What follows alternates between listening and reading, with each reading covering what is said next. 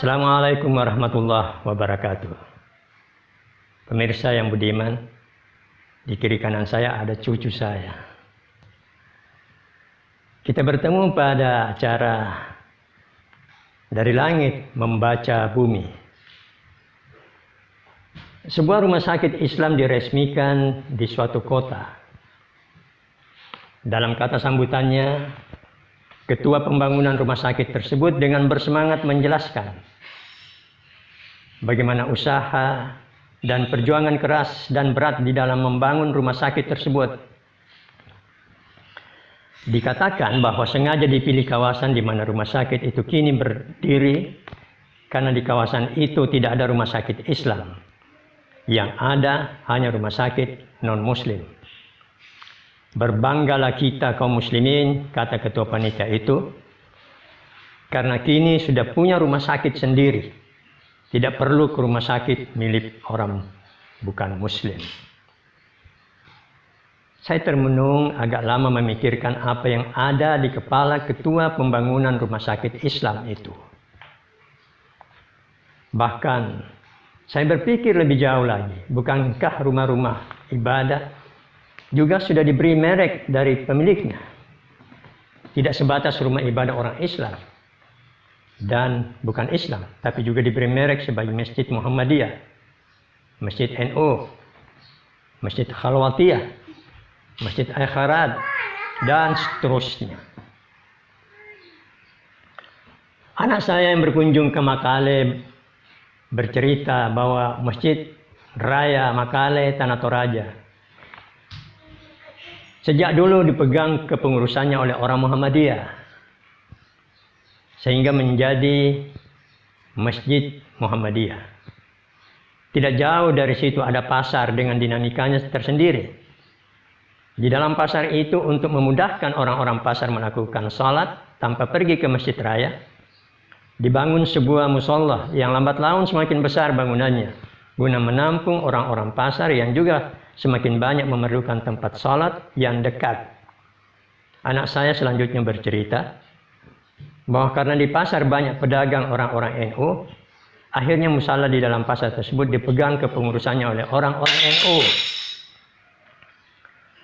Akibat semakin ramainya musala NU di pasar, masjid raya yang dikuasai orang-orang Muhammadiyah semakin sepi jamaahnya. Ada persaingan tidak sehat antara kedua pengurus masjid itu. Itu cerita anak saya. Pada bulan Juni 2004, seorang laki-laki bernama Asep datang ke Sungai Kayu yang terletak di pinggir Sungai Kapuas, Kalimantan Tengah dengan bahasa Banjar yang kental. Asep mengakui dirinya sebagai orang Banjar,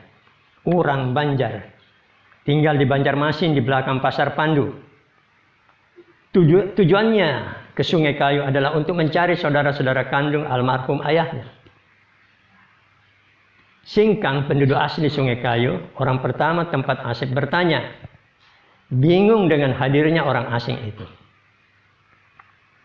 Padahal nama yang disebut Asep sebagai saudara kandung ayahnya atau almarhum ayah Asep adalah ibu kandung Singkang.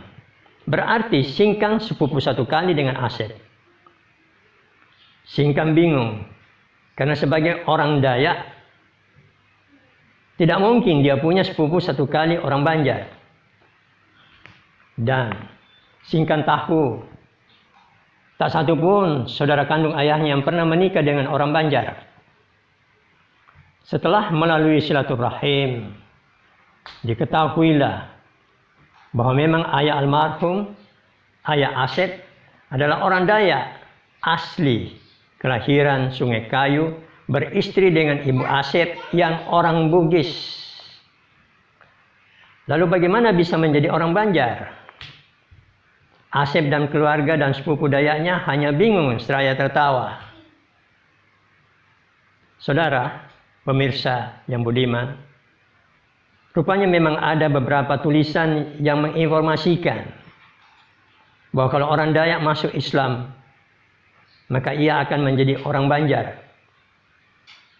Dulu di masa jajahan, orang pribumi identik dengan orang Islam. Juga orang Melayu identik dengan orang Islam. Hal serupa itu biasa juga di daerah kita. Orang Bugis pasti Islam. Orang Toraja dikatakan sebagai orang Nasrani.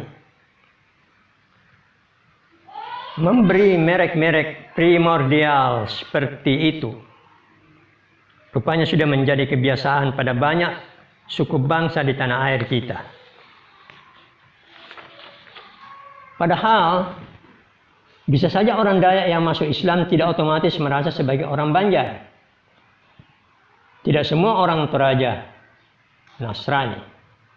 Dan banyak juga orang Bugis bukan Muslim. Orang sakit perlu ke rumah sakit. Rumah sakit pun menjadi beragama gara-gara dibuat seperti itu oleh pemiliknya. Orang NU enggan ke Masjid Muhammadiyah dan sebaliknya. Karena masjid dibikin angker seperti itu.